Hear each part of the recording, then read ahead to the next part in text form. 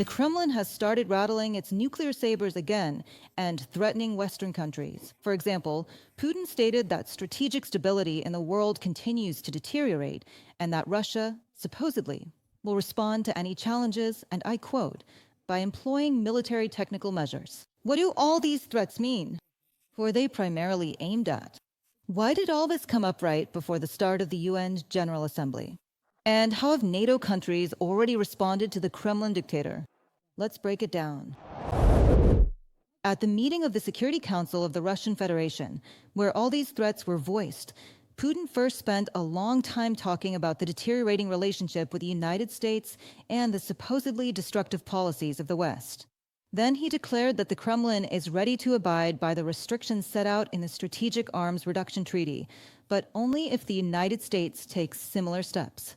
He also said that Russia will deploy intermediate and short-range missiles, claiming this is a force measure. And all these statements were made against the backdrop of blatant provocations by the Russian Federation against NATO countries. Let us recall that on the night of September 10th, 24 Russian drones attacked Polish territory. And on September 19th, 3 Russian MiG-31 fighter jets violated Estonian airspace. Vladimir Putin is likely trying to get a clearer picture of how NATO responds to provocations, as well as to lower European sensitivity to violations of their sovereignty. But there is another important element in this story. Last week, the culmination of the Strategic Command and Staff exercises called Zapad-25 was Russia simulating a tactical nuclear strike.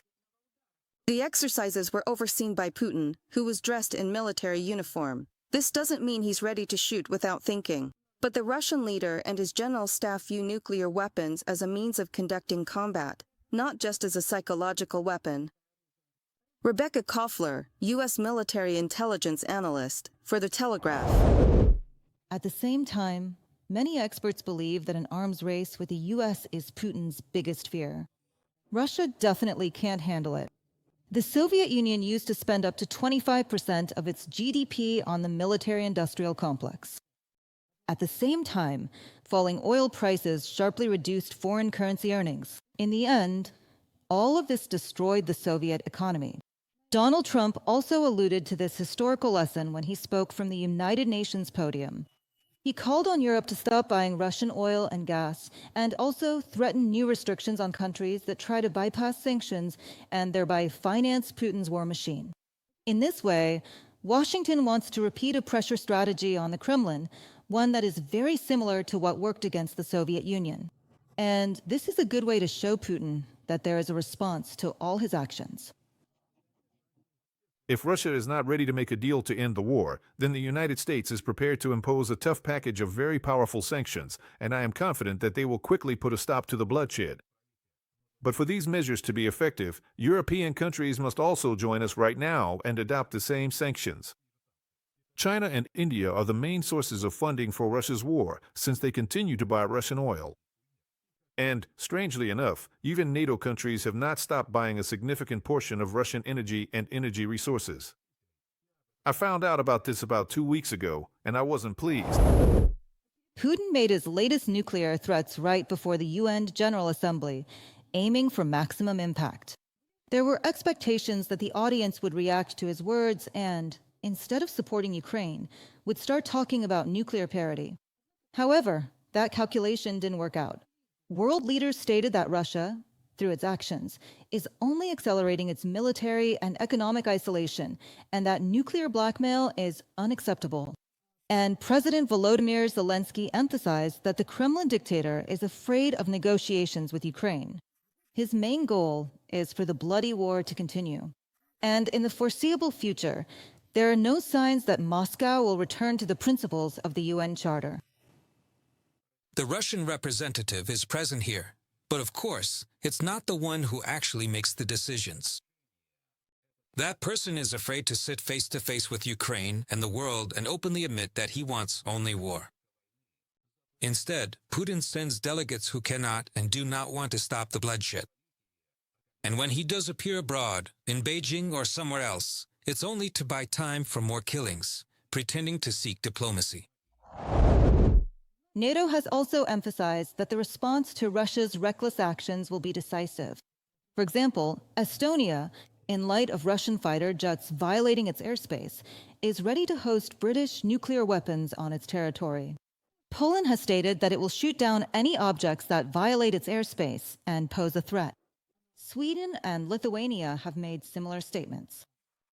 At the same time, alliance forces have ramped up Operation Eastern Century, which translates as Eastern Sentinel.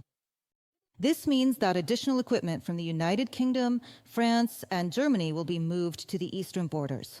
NATO is also deploying new radar surveillance systems and interception tools to assess threats more quickly and accurately.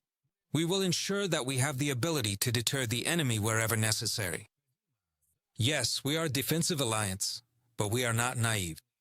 That's why we see what's happening and we know whether it's intentional or not. If it is intentional, then it is blatant incompetence.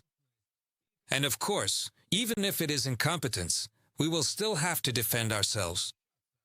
We do not want Russia to continue moving in this dangerous direction, whether intentionally or not, but we are ready and will defend every inch of Allied territory. Former Supreme Allied Commander of NATO, James Stavridis, is convinced that the main thing alliance forces need to take into account is Ukraine's experience in fighting drones. They should use interceptor drones, inexpensive directed energy systems, and electronic warfare tools. In addition, NATO needs to revise its rules of engagement for Russian provocations, including the possibility of shooting down not only UAVs but also aircraft in the event of a direct threat. By the way, this idea was also supported by US President Donald Trump.